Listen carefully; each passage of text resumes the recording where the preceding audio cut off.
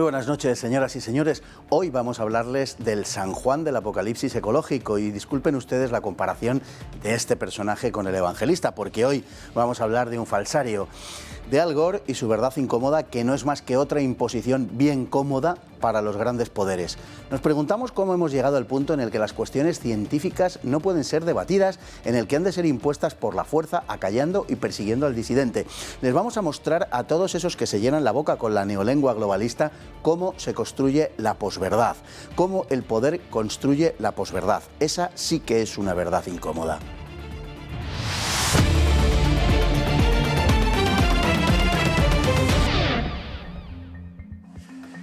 Y nuestra sección Desde Fuera nos trae el titular que dice: Ocasio-Cortez califica el cambio climático como nuestra segunda guerra mundial y advierte que el mundo se acabará en 12 años. Ocasio-Cortez es una dirigente izquierdista en la órbita del Partido Demócrata norteamericano. En fin, hablando de falsarios y bufones de los poderosos. Aquí la tenemos, vaticinando el fin del mundo para el año 2031. No es broma, el mundo terminará en 12 años, ha dicho. Y dado que estas declaraciones son de 2019, hasta Pedro Sánchez sería capaz de determinar la fecha, 2031.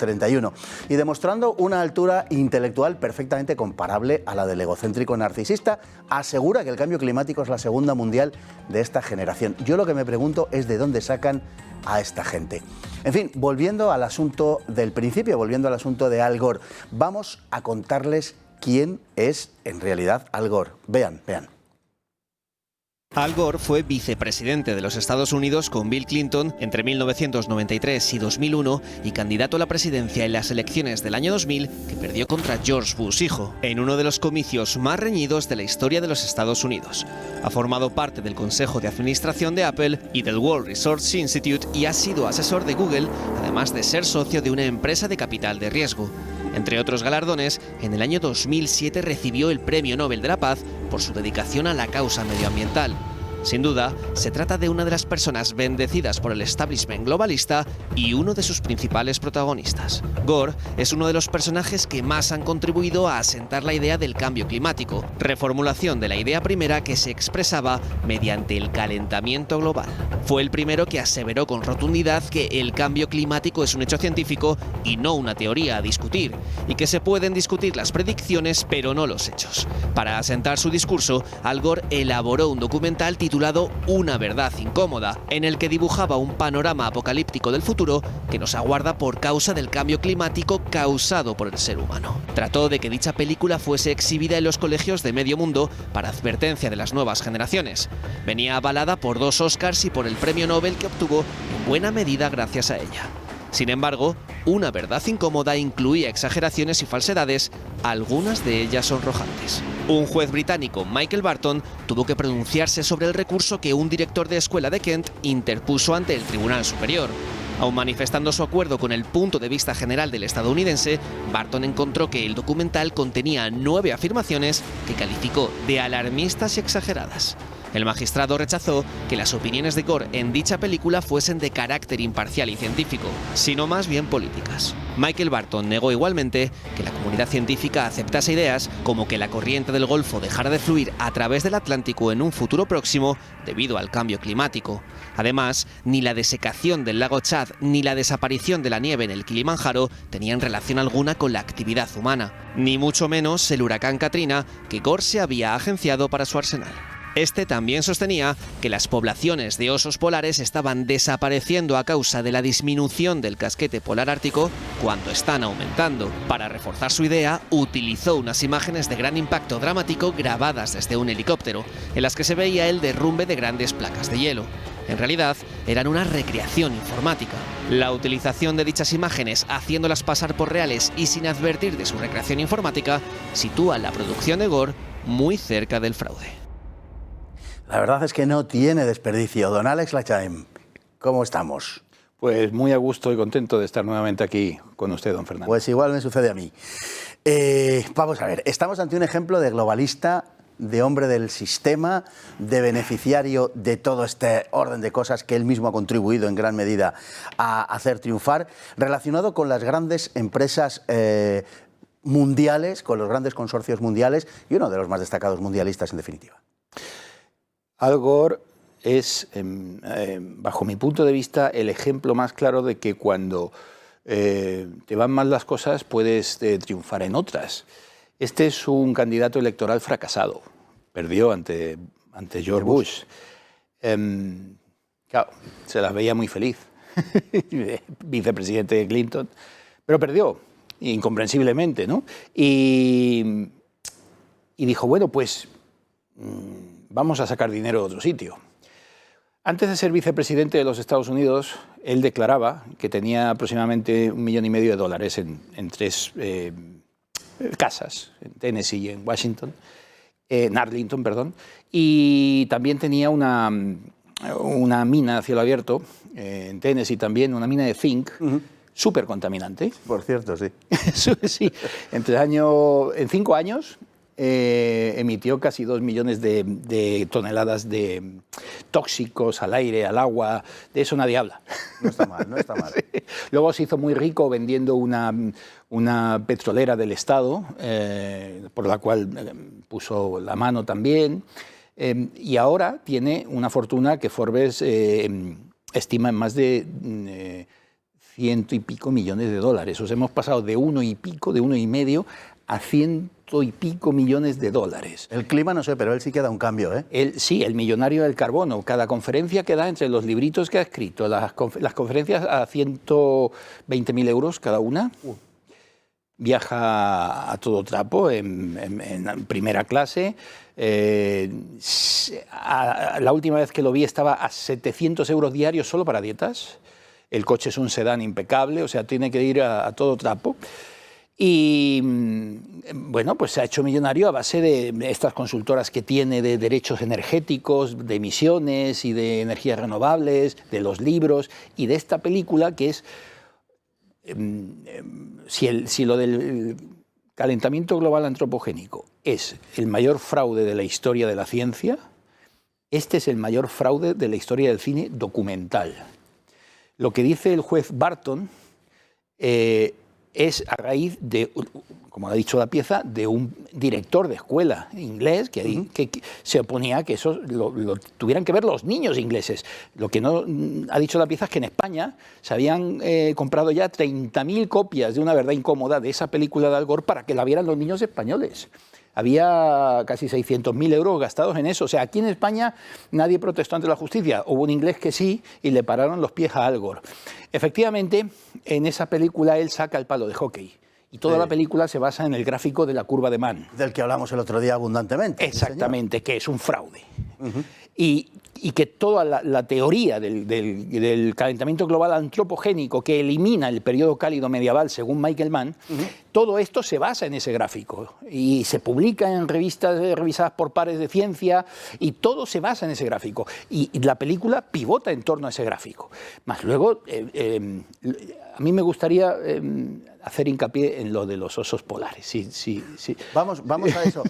Una de las cosas que asombra, por lo que la información que estamos recabando y lo que don Alex nos cuenta, que es de quien nos fiamos, una de las cosas que asombra es que le dan sin mayor contraste, al parecer, el Nobel y el Príncipe de Asturias. El Príncipe, sí, hay un miembro del jurado del Príncipe de Asturias cuando se lo dan, en el 2007 creo que fue, sí. Que dice, off the record, en privado, dice que a Al Gore lo que le tenían que haber dado es el premio Príncipe de Asturias a la comunicación y el marketing. Porque eso sí, o sea, el tipo sabe manipular. Es un discípulo directo de Goebbels y sabemos ahora que seguramente Tezano sea un discípulo directo de Al Gore. O sea, la manipulación de datos es vergonzosa, es bochornosa. Claro, le dan un Príncipe de Asturias y el Premio Nobel de la Paz por una película que no tiene una sola verdad. Pero el público se lo cree y no hay un solo periodista con agallas, con arrestos para denunciar esto, ni ningún científico, porque saben los científicos que como suban un poquito la voz y digan, pero es que este dato no está bien, esto, automáticamente se quedan sin un plato de comida. Fue uno de los primeros que impuso esta idea, que ahora ya parece haberse extendido, de que no se puede poner en duda el cambio climático. Para ello ha reunido a lo largo de los años a mucha gente muy inteligente, bueno, también a Pedro Sánchez, pero a mucha gente muy inteligente. Y ¿Ese también entra en la misma categoría? A ese lo dejamos un poco aparte, en otra categoría, para defender este tipo de cosas. Lo digo también porque Pedro Sánchez, como sabemos, ha salido diciendo que solo los fanáticos se pueden oponer al cambio climático, que sepa usted que es un fanático. Pero es verdad que se ha sabido... según Pedro Sánchez, que se ha sabido rodear, digamos, o que ha sabido reunir a gente muy valiosa sobre el papel. Ese logotipo que hay detrás de usted, don Fernando, dice la inmensa minoría, minoría. Estos son 4 gatos. El IPCC se vanagloria, se le llena la boca al IPCC de decir que son 2.000 científicos. Solamente en Estados Unidos hay más de 30.000 científicos, iguales que esos 2.000 que no están a sueldo de los gobiernos y que no son seleccionados como son los del IPCC y cribados, sino que más de 30.000 se oponen a la verdad del IPCC. Judith Curry, Vincent Gray, Richard Lindzen, bueno, la lista es inmensa, científicos serios. Y a estos se les acusa de ser la minoría negacionista. No, señores, la minoría es la mayoría. Los del mensaje globalista, los calentólogos, son la minoría. Evidentemente, y ya que ha sacado don Fernando a colación la palabra del presidente del gobierno, yo me quedo estupefacto ayer o antes de ayer viendo las noticias y diciendo que 1/3 de los fondos europeos para salir de la crisis se van a dedicar al mensaje verde y a las energías renovables y a no sé qué basura y qué patraña ideológica más. Y yo me imagino al pobre dueño de un hotel, de un bar, de un restaurante, viendo esas noticias y diciendo, ¿y de lo mío qué? Así es, así es, así es. Eso es increíble. Es donde estamos y como se ha convertido en un dogma de fe y una especie de nueva religión, pues es muy difícil oponerse a eso desde la racionalidad. Pero bueno, sabemos que Al Gore utilizó unas secuencias del hielo derrumbándose, unas secuencias que por otro lado han sido muy publicitadas, son muy conocidas en la película de Una verdad incómoda, y que esas secuencias, de acuerdo a una investigación de la cadena ABC y también al que llevó a cabo los efectos especiales en esta película, se trata de un montaje, es una secuencia fabricada por ordenador, no se corresponden por tanto con la realidad. Es decir, eso no está pasando en la realidad, ¿de acuerdo? Bueno, sin embargo, Al Gore en su película no avisaba de esto, sino que lo daba como si se tratase de una verdad. Podemos calificarlo abiertamente de fraude. Bueno, yo no sé si esa película se ha vendido como documental o como ficción. Claro, porque todo el mundo habla de una película documental. Yo no sé cómo está registrada y catalogada. Si es una película documental, es un fraude científico, evidentemente. O sea, aquí hemos mencionado alguna vez al doctor Rodríguez de la Fuente. Félix no hacía películas documentales. Félix hacía recreaciones de lo que pasaba. Ni el último lince del hombre de la Tierra era el último lince que había en la península ibérica, ni aquella loba perdía los cachorros realmente, sino que era una recreación. Pero Félix no decía que hacía cine documental, sino que era una recreación de la naturaleza, ¿bien? Pero esta película se vende como cine documental con pruebas fidedignas. Eso del hielo evidentemente ocurre todos los años, no todos los años, pero cada cierto tiempo en los glaciares argentinos. Claro, el Perito Moreno se cae cada cierto tiempo. En el mes de enero, por ahí, cuando llega el verano austral. Exactamente. Claro. Entonces, él lo recrea. Si hubiera dicho, no, estamos haciendo una recreación de lo que podría ser, bueno, tendría un pase, pero no, es que te dice que la corriente del Golfo, y es que no hay pruebas, no hay datos, no hay ningún estudio contrastado que lo avale, nada, y la gente va al cine y, como lo dice Al Gore, se lo cree, y que la corriente del Golfo va a dejar de fluir por efecto del ser humano. Y que, claro, tú sabes, el Golfo sube el agua desde el Golfo de México, fría a Norteamérica y baja las cálidas a Europa, ¿no? Eso es. Bueno, nadie demuestra eso. Bueno, nadie demuestra nada, porque según la sentencia de este juez británico, ni la desecación del lago Chad, ni las nieves del Kilimanjaro, a las que ahora aludiremos, por cierto, ni el huracán Katrina tienen que ver con la acción humana. Es más, los huracanes, o sea, es una propia contradicción, porque me hablaba de que los huracanes iban a llegar, gracias a que no habría corriente del Golfo, iban a llegar a Inglaterra. Pero es que tú sabes que un huracán, cuando toca tierra, se desvanece, porque ya, o sea, el huracán coge fuerza Se en el mar, alimenta en el mar, pero en cuanto toca tierra va perdiendo fuerza. Jamás llegaría a Londres porque primero lo pararía Irlanda. O sea, pero cosas así, pero nadie se las plantea. Nadie, o sea, una verdad, porque lo dice Dios, palabra de Dios. Y este señor dice, no se puede dudar. O sea, es un hecho. Y como decía David Suzuki, a la cárcel. Sí. El que dude de que esto es cierto, mi teoría, mi ideología, mi ética, mi todo, a la cárcel. Esto es un método stalinista de libro, de manual. Tenemos apenas minuto y medio para acabar esta primera parte, pero otra de sus afirmaciones es que el oso polar se extingue. Esta afirmación es particularmente graciosa. Bueno, a mí me gustaría decir a la gente, en primer lugar, que el oso polar es el único animal que tiene al ser humano como potencial presa. El único, que come personas. El oso polar, desde el año 2005, ha incrementado su población en un 30%. Hay más de 30.000 osos polares a día de hoy. Son datos de una revista Polar Bear Science, es decir, que es una revista especializada en osos polares. Sí. Es decir, que esto no es una revista de divulgación, sino una revista específica. Veo que la producción de este programa se documenta concienzudamente. Lo intenta. Pues, en efecto, la población del oso polar, por mucho que le pese a Al Gore, va para arriba. No solamente va para arriba, sino que, por ejemplo, en la isla de Svalbard, la isla rusa de Svalbard, hay más osos polares que personas, y allí todo el mundo va armado con un rifle. No sale de casa si no lleva un rifle a la espalda, porque allí literalmente se comen a la gente. Sí. Es así, tal cual. Claro. Bueno, estos osos polares de Al Gore, en un témpano de hielo, bien, es una circunstancia excepcional. El oso polar vive en Alaska, en Rusia y en Canadá. Todo de los 20 territorios que gobierna el oso polar, 18 son en tierra firme. Claro. Solamente un porcentaje muy pequeño es en hielo flotante ártico. Pues este fue a filmar un témpano de hielo que se quedó con 4 osos polares allí en un témpano de hielo, ¿vale?, que se iban a ahogar. Y los filmó después de la hibernación, cuando han agotado el 50% de sus reservas grasas y salen de la hibernación con la piel colgando como si fuera un abrigo que le fuera grande. Claro. Va sumando cosas y luego, no, que se va a ahogar. ¿Tú sabe, don Fernando, el récord de natación de un oso polar? 700 kilómetros sin descanso, 700 kilómetros en mar abierto, nadando durante 9 días. El nombre científico del oso polar es Ursus maritimus, es un mamífero acuático. Pero la gente comulga con ruedas de molino.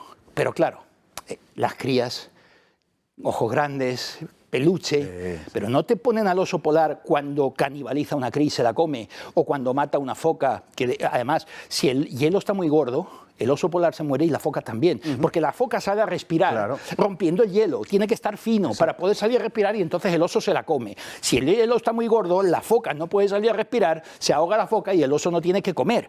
Eso tampoco se cuenta. Y cuando mata a la foca, todo lleno de sangre, ese pelaje blanco lleno de rojo, eso no le gustaría a la gente. Aquí el buenismo, el mensaje Disney. La versión Disney es realmente así. Bueno, continuamos en la segunda parte con un tema no menos interesante que este y seguiremos tocando también algo de Al Gore, pero sobre todo de los padrinos de Al Gore y de tantas y tantas cosas. Nos vamos ahora a nuestra sección de la hemeroteca.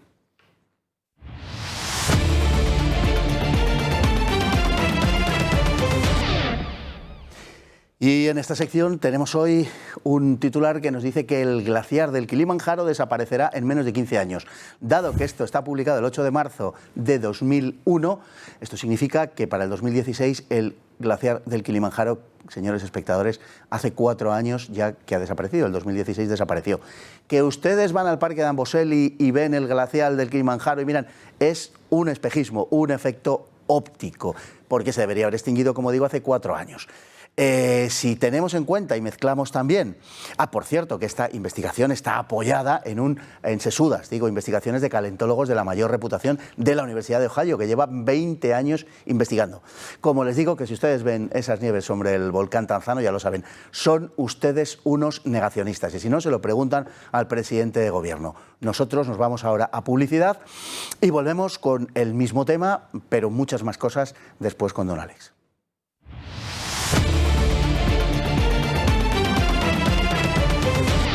Todo este asunto no empieza ni termina con Al Gore. De hecho, él recibió el Nobel junto al IPCC, otro pilar esencial en la elaboración del cambio climático, y lo recibió el mismo año, el Premio Nobel de 2007.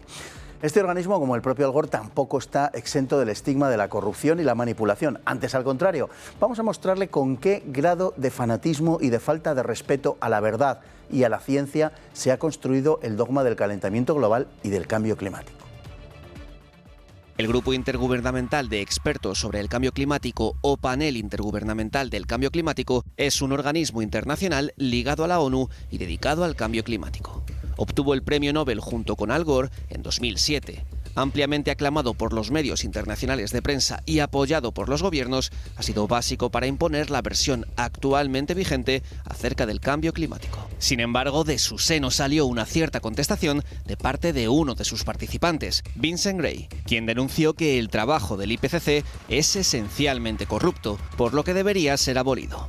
En un documento firmado por este, afirma que las pruebas que proporciona este organismo son sencillamente falsas. Lo que el IPCC llama evidencia científica ha sido distorsionado para iniciar una campaña mundial. Los expertos del dicho organismo son, en realidad, y según Gray, un grupo de burócratas y funcionarios a los que se suman científicos que han sido previamente seleccionados por los propios gobiernos en función de que son favorables a los resultados que se pretenden establecer. De acuerdo a Gray, lo que se busca desde las agencias mundialistas es empobrecer el mundo, por lo que las acciones que recomienda el IPCC tienen por efecto restringir la actividad económica. Las tesis de aquellos que discrepan no son tenidas en cuenta, en el nombre de la necesidad de encontrar un consenso. Los datos, según Gray, eran acomodados a los fines que se buscaban. Los propios científicos advierten que sus trabajos no sirven como vaticinio de futuro, pero los medios ignoran este hecho y, por el contrario, los presentan como no son.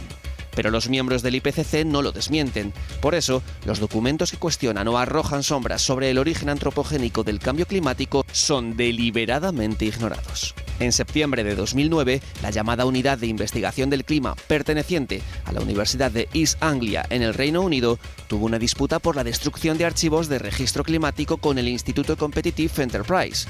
Tales datos, una vez hechos desaparecer, han servido de base a muchos estudios sin que ya pueda verificarse la corrección de los mismos.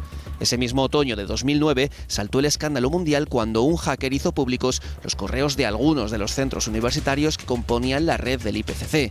Estos demuestran un alto grado de fanatismo y la disposición de los científicos a modificar los datos en favor de la tesis previamente establecida del calentamiento global, alterando los resultados, ignorando las fuentes que no ratifiquen sus puntos de vista o suprimiendo registros tal y como había hecho la Universidad de East Anglia. Los correos desprenden una actitud militante contra los llamados escépticos. Por ejemplo, se alegran de la muerte de alguno de estos, pero sobre todo reflejan la táctica esencial de los climatólogos oficialistas: expulsar de todo organismo científico a cualquiera que se atreva a cuestionar los dogmas del cambio climático e impedir que publiquen en revista profesional alguna o en alguno de los grandes medios de comunicación, para después acusarles de vivir al margen de la comunidad científica y de no pertenecer a ella. Si los medios no se pliegan, explica en un correo Michael Mann, entonces hay que destruirlos.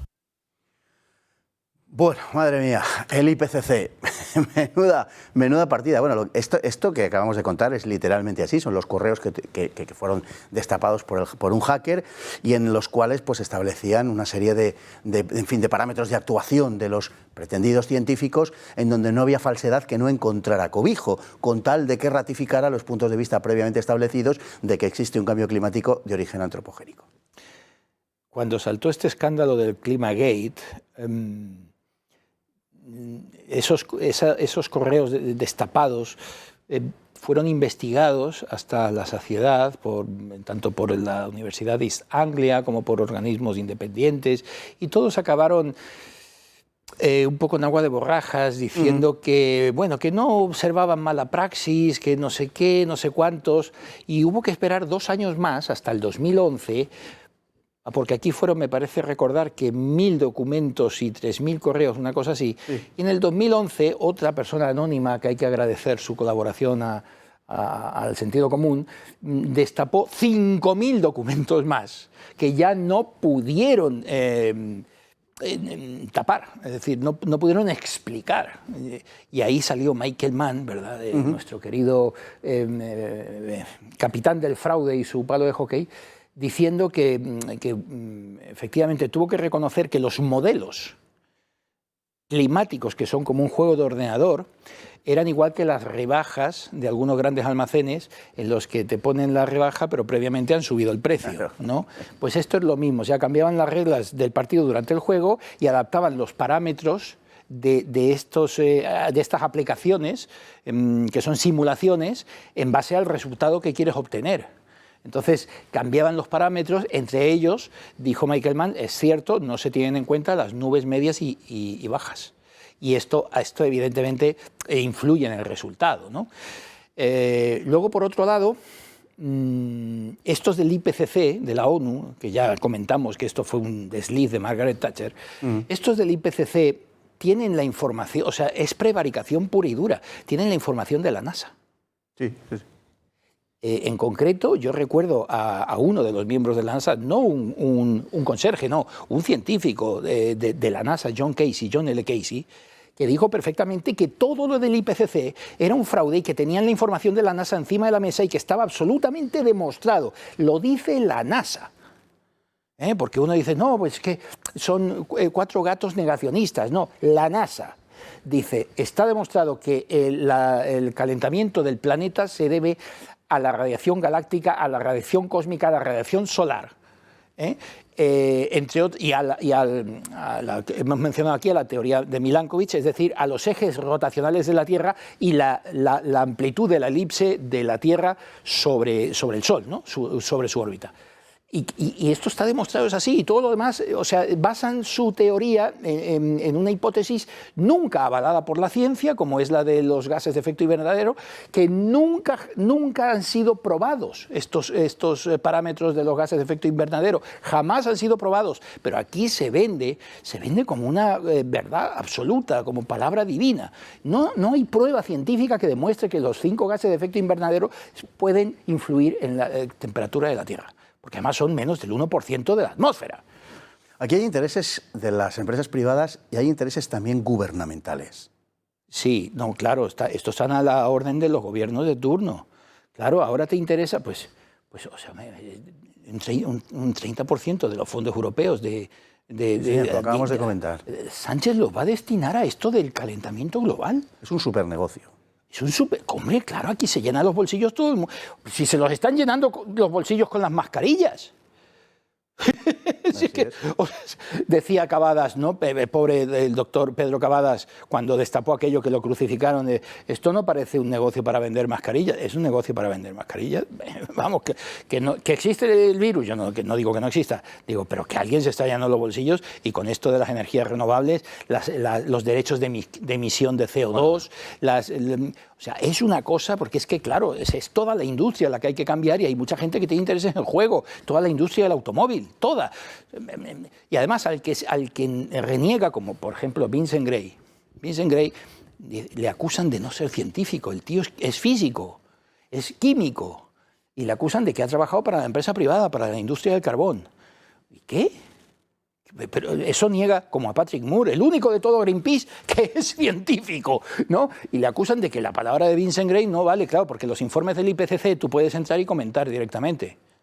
Entonces dice, no, este no es un tío que elabora el informe, este es un tío que el IPCC lo tiene como revisor, como experto revisor, pero no es del IPCC, pero no es una persona de la calle, es Vincent Gray, un científico, ya murió, pero un científico británico de origen neozelandés con un currículum así, no, es que nunca ha escrito un artículo sobre cambio climático, y mienten, y a ti te lo dicen en la tele y tú te lo crees. Claro. El tío tiene montones montón de literatura escrita en revistas científicas, y sale alguien diciendo, no, este tío no tiene, pues como el que salió diciendo que, por ejemplo, cambiando de tercio, que Rocío Monasterio no era arquitecto, ¿no? Sí. Bueno, la gente se queda con eso. Luego, cuando sale la sentencia que obliga al país a publicar que efectivamente eso era mentira, no le llega a la gente eso. Claro. No le llega. Pues aquí es lo mismo. El Vincent Gray, no, es que no es científico. Claro que es científico. Bueno, ya, es que hemos visto a través de estos correos, hemos visto cómo funcionan. Vamos a ver, ellos excluyen a los científicos que no están de acuerdo con sus objetivos, los excluyen de toda investigación. Y luego los acusan, una vez que los han expulsado, una vez que no les dejan ni aparecer en los medios ni firmar en revistas científicas, les acusan de no formar parte de la comunidad científica, que es exactamente lo que ellos han procurado, que no formen parte de la comunidad científica. En eso pasa, en la ciencia le garantizo como en otras disciplinas, donde se ocupan las universidades y cuando uno queda naturalmente fuera por no pertenecer, por no ir con el carné en la boca o no pertenecer a determinada ganadería, pues entonces a partir de ahí te acusan de que no formas parte del estudio científico de no sé qué disciplina. Bueno, es una cosa de verdad, en fin, nos lo tomaremos a broma porque no tenemos más remedio. En España tenemos casos de estos, ¿eh? No hay que irse muy lejos, ¿no? Sí. Aquí tenemos, o sea, porque claro, empezamos a citar a los extranjeros, pues Vincent Gray, Tim Ball, que le ganó a Michael Mann, Judith Curry, Richard Lynch, o sea, son una inmensa mayoría los llamados negacionistas. En cambio, los afirmacionistas son 4 pelagatos. Pero en España tenemos casos sangrantes, entre ellos el de un conocido biólogo, el profesor López Mirones. Sí, señor. Solamente por no ser de la ganadería, como dice usted, don Fernando, gran recurso estilístico, metafórico, está vetado en prácticamente todos los canales de televisión, en todos los periódicos, radios, solamente por no... Hace muy poquito, en otro programa de televisión, he tenido oportunidad de debatir el tema de las orcas que estaban atacando los barcos en Galicia y cité al profesor Mirones, que fue el primero en dar una explicación de esto. Ostras, en las redes automáticamente... Fíjate... Que está usted cavando su tumba. Pero además, los de la mafia de cetáceos de este país dicen, sí, es verdad, hubo un biólogo de cuyo nombre no vamos a hacernos eco. O sea, ni siquiera le mencionan por el nombre, estigmatizado totalmente, como cuando un faraón venía atrás de otro y le borraba el nombre. Bueno, ya no hay que irse al antiguo Egipto para poner el ejemplo de borrar el pasado. Sí. Lo tenemos más... Pero claro, el profesor Mirones, que es profesor universitario además y realizador de cine documental, etcétera, escritor, bueno, este es de los llamados negacionistas. Entonces hay que echar toda la basura posible sobre su currículum y, si es posible, sobre su vida personal, igual que la echan sobre mí, por supuesto, y sobre todos los que disentimos y no salimos en la foto. Hay 2 cosas que dejan claras los correos. De un lado estamos ante una pandilla bastante fanática, pero también da la impresión de que ellos se lo creen. Lo que pasa es que están dispuestos a retorcer las cosas lo suficiente como para hacer coincidir las pruebas cuando éstas no van en su favor y acoplarlas a los objetivos. Pero sí dan la impresión de ser no tanto unos cínicos, que algunos hay, cuanto unos fanáticos. En esto, claro, uno habla de los científicos del IPCC y piensa que son todos malos o malísimos. Lo cierto es que muchos de los firmantes de esos documentos reniegan de ese documento cuando les ponen su firma. Incluso han tenido que ir a los tribunales y con todo y con eso no han conseguido que su nombre sea retirado de esos informes. O sea que incluso están siendo forzados a poner su palabra y su prestigio en un informe falso y no avalado por las pruebas científicas. O sea, hasta ese punto se retuerce el asunto. Oye, tú como estás dentro de esto, sí, estoy dentro de esto, pero no quiero firmarlo. Pasa lo mismo, por ejemplo, no sé si conoce usted, don Fernando, la Declaración de Cambridge. Yo aquí toco todos los palos. Hablamos de ella. Bueno, pues 12 científicos, 12. Y entre los 12, no eran 2.000 del IPCC, entre los 12, la mitad no estaban de acuerdo con lo que habían firmado.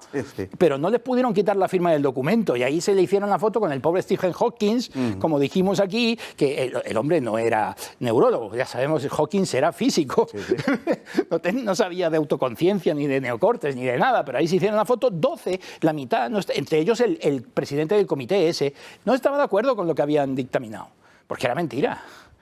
No es extraño porque la forma de proceder, bueno, se ha visto en este caso con nuestro amigo el del palo de hockey, con el señor Michael Mann, donde en contacto con Greenpeace, por cierto, aquí están siempre los sospechosos habituales. Siempre lo mismo. En contacto con Greenpeace plantea hacer un chantaje a la BBC para que no se permita la publicitación, para que no se permita que aparezca en la pantalla que ustedes ven, no se permita que aparezcan los científicos llamados escépticos. Esto es así, es decir, hay una conspiración entre Michael Mann y Greenpeace para que quienes no piensan como ellos, mediante un chantaje a la BBC, se impida que aparezca en televisión quien disienta de la opinión que pretenden oficiar. Y no te metas con Greenpeace porque todo el mundo los ve como los guerreros del planeta, del arco iris. O sea, no.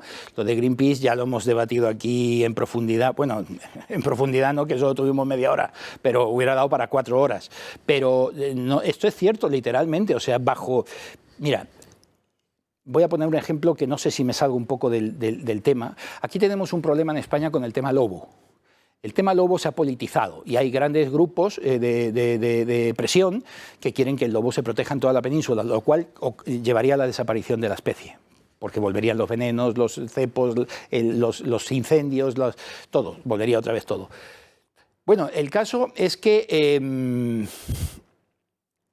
un científico portugués, hace unos años, destapó la gran mentira de los loberos, es decir, no son los lobos españoles los lobos portugueses que pasan a España y en España los españoles los matamos, sino que era justamente al revés. Los lobos españoles estaban pasando a Portugal y en Portugal se les da garrotazo y hay 400 lobos nada más, van a desaparecer. Bien, bueno, se hizo un informe, este hombre hizo un informe, lo elevó al Large Carnivore de Europa, bien, y grupos de presión españoles, los análogos de Greenpeace, pero en el tema lobo, presionaron tanto a las cadenas de televisión como al Large Carnivore, como a todos estos estamentos, para que se silenciara el informe y a este señor lo dejaran en el paro, uno de los mayores científicos en Portugal expertos en el lobo, que ha tenido que callarse y decir, no, aquí no pasa nada. Pero no pongan mi firma en él como que apoyo la protección del lobo en España, porque si no, si se extingue dentro de 20 años, el responsable voy a ser yo, que va mi nombre ahí. Entonces, quiero decir, esto de Greenpeace, de que vayan a las televisiones para que ningún científico negacionista, según ellos, diga lo obvio, lo que estamos diciendo aquí, pero que en vez de estar yo sentado aquí, que soy un humilde naturalista, estuviera un meteorólogo, un climatólogo de verdad, un experto, ¿no? Alguien, no, pues... censurado en la televisión, absolutamente censurado. Y ya el caso más, no sé si nos va a dar tiempo, el caso más sangrante de esto, hilando con la primera parte de este programa de Al Gore, es lo de la señora Gore. Sí, señor. Lo de la señora Al Gore, efectivamente. Piper Gore. Sí, sí. Yo creo que era en la época de Reagan, mediados de los 80. Finales, sí, de los 80, debió ser por ahí. Sí, por ahí. Bueno, ella creó un comité porque escuchó una canción de Prince en la que hablaba de una chica que se sentía sola y no sé qué. Bueno, muy sexual la letra, ¿no? Me acuerdo cómo era el título de la canción. Dijo, no, hay que prohibir, hay que censurar a todos los cantantes que tengan este tipo de contenidos eróticos o violentos o de tal en la sociedad americana. Nuestros niños no pueden escuchar esas canciones. Crearon el comité, hicieron una lista de 15 malditas canciones de AC/DC, de Cyndi Lauper, de Madonna, de Prince, de un montón de artistas internacionales. ¿Y quién estaba formando parte del comité, digamos, no me acuerdo el nombre, nacional, que avaló las tesis de estas señoras? Todas las llamaban las primeras damas de Washington, porque eran casi todas mujeres, para prohibir estos discos. El señor Al Gore. Estaba sentado ahí avalando las tesis de su mujer y luego hubieron, ¿cómo se llama? Parental advice. Sí, la advertencia a los padres de que un disco contenía algún tipo de... Claro, y fueron censurados por grandes cadenas como Walmart. Como aquí el Corte Inglés, o sea, y esto, menos mal que solo llegaron hasta ahí, porque luego al final la cordura llegó a la sociedad estadounidense, ¿no? Es que es una forma, en el fondo es una forma del puritanismo y esto es una consecuencia de ese puritanismo, todo esto que estamos viendo del cambio climático. Don Alex, se nos han quedado algunas cosas en el tintero que tendremos que recuperar, como son las relaciones de todos estos grupos con las grandes firmas mundiales, con Exxon, por ejemplo, con Rockefeller, etc. Y Soros. Y Soros. Les prometemos que volveremos con ello. Muchísimas gracias, don Alex, don Fernando, por compartir este espacio con nosotros, y nosotros pues ya nos vamos con la frase del día, que dice así: una mentira no tendría ningún sentido a menos que sintiéramos la verdad como algo peligroso, y que es de Alfred Adler. Pasen ustedes muy buena noche.